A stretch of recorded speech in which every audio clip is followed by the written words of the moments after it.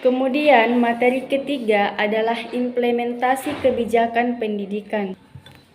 Implementasi kebijakan pendidikan. Yang pertama adalah pengertian implementasi kebijakan pendidikan.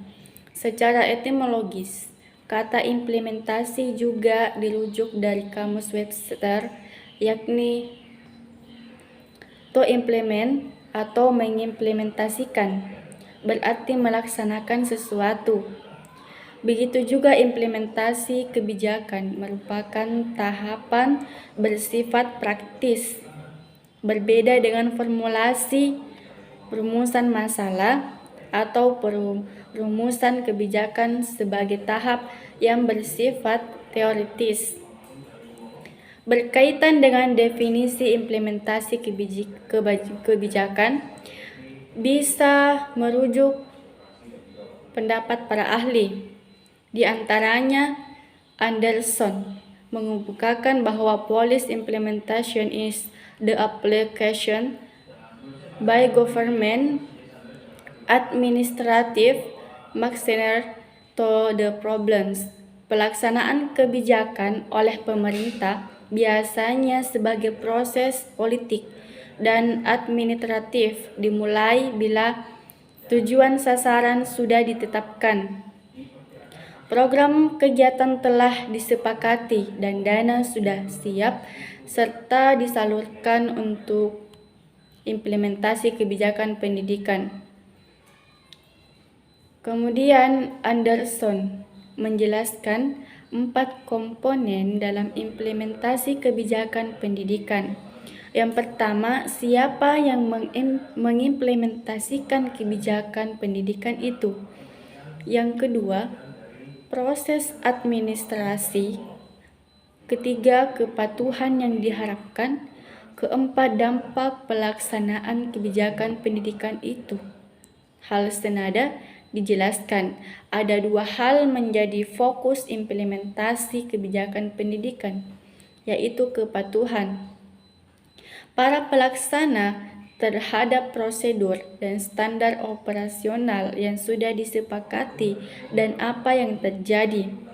Menyangkut proses implementasi itu dikerjakan apa hambatan dan apakah sudah berhasil. Implementasi kebijakan pendidikan, suatu proses penyelesaian masalah pendidikan untuk mewujudkan policy goal dengan melewati suatu proses deliver mechanism yang sesuai dengan prosedur dan menikmati hasil kebijakan yang dapat dinikmati bagi seluruh stakeholder pendidikan untuk meningkatkan kepatuhan dan keterlibatan administrasi. Tanpa suatu implementasi, maka kebijakan pendidikan yang telah dirumuskan oleh mubazir alias sia-sia. Oleh karena itu, implementasi kebijakan pendidikan mempunyai peran dan kedudukan yang sangat strategis atau penting dalam kebijakan publik pada umumnya. Kemudian, hal-hal yang harus diperhatikan dalam implementasi kebijakan pendidikan. Kebijakan yang telah dibuat harus diimplementasikan dan hasilnya sedapat mungkin sesuai dengan apa yang diharapkan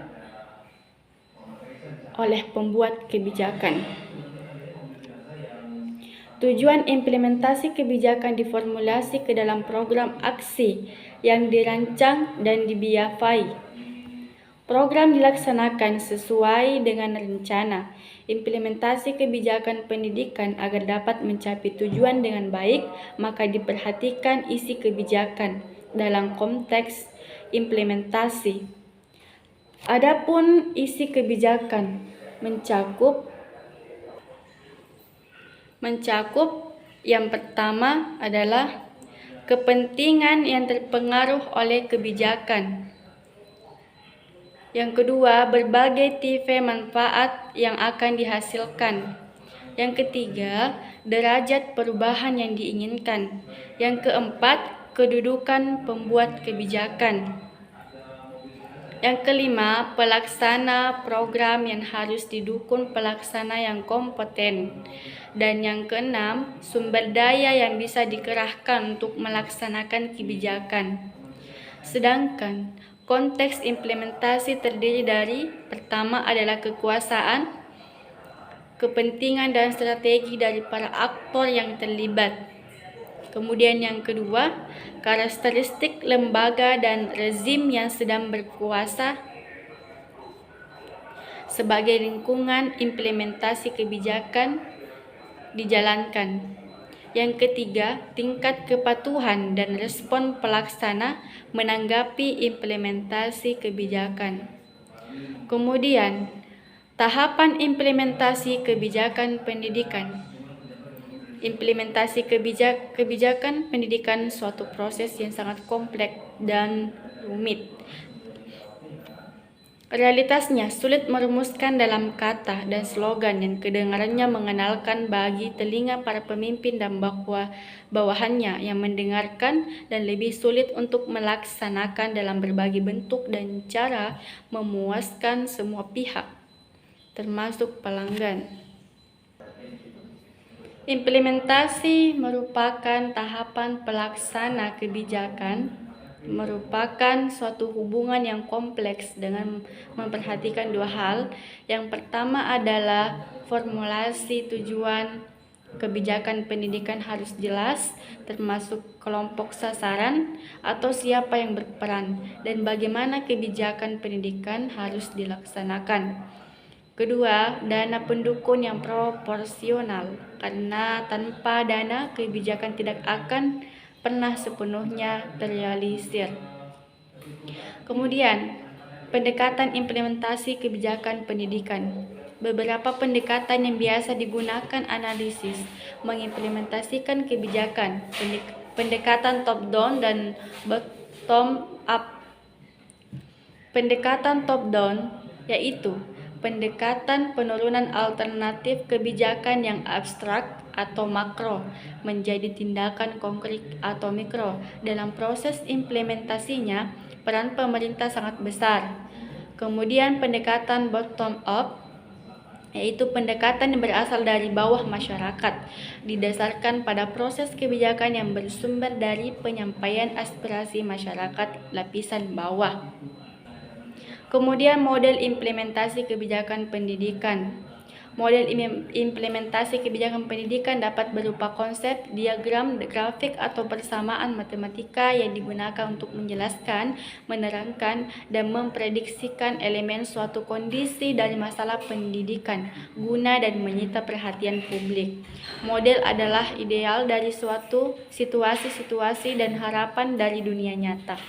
Model bisa juga dalam bentuk menyederhanakan dari realitas fakta yang diwakili. Aspek pelaksanaan. Ada dua model implementasi kebijakan yang efektif, antara lain model linear dan model alternatif. Model linear dalam implementasi kebijakan pendidikan merupakan fase pengambilan keputusan pendidikan, sedangkan fase pelaksanaan kebijakan sering kurang mendapat perhatian karena dianggap sebagai tanggung jawab pihak lainnya. Sedangkan model interaktif implementasi kebijakan pendidikan dipandang sebagai proses dinamis karena setiap pihak terlibat dalam implementasi kebijakan bisa mengusulkan perubahan dalam berbagai tahapan pelaksanaan. Kemudian keduanya meneguhkan pendirian bahwa kontrol perubahan dan kepatuhan dalam bertindak merupakan konsep penting dalam prosedur implementasi kebijakan. Keduanya mengembangkan tipologi kebijakan menurut A. Jumlah perubahan yang dihasilkan, dan B. Jangkauan dan ruang lingkup kesempatan mengenai tujuan oleh para pihak yang terkait dalam implementasi kebijakan. Kemudian pengukuran implementasi kebijakan pendidikan. Yang pertama, tingkat kepatuhan birokrasi pendidikan terhadap birokrasi yang lebih tinggi di atasnya, atau tingkat birokrasi pendidikan sebagaimana sudah diatur dalam undang-undang. Kedua, kelancaran rutinitas dan tidak adanya masalah yang dihadapi, serta dampak manfaat yang dikehendaki dari program pendidikan yang dilaksanakan terarah. Kemudian faktor-faktor penentu implementasi kebijakan pendidikan, yaitu di samping itu Weimar dan Aidan Irving menjelaskan ada beberapa menentukan keberhasilan dan kegagalan dari implementasi kebijakan. Antara lain, pertama, logika yang digunakan dalam suatu kebijakan, yakni sampai berapa benar teori yang menjadi landasan kebijakan. Kedua, hakikat kerjasama yang dibutuhkan. Ketiga, ketersediaan sumber daya manusia yang memiliki kemampuan dan komitmen untuk mengelola pelaksanaan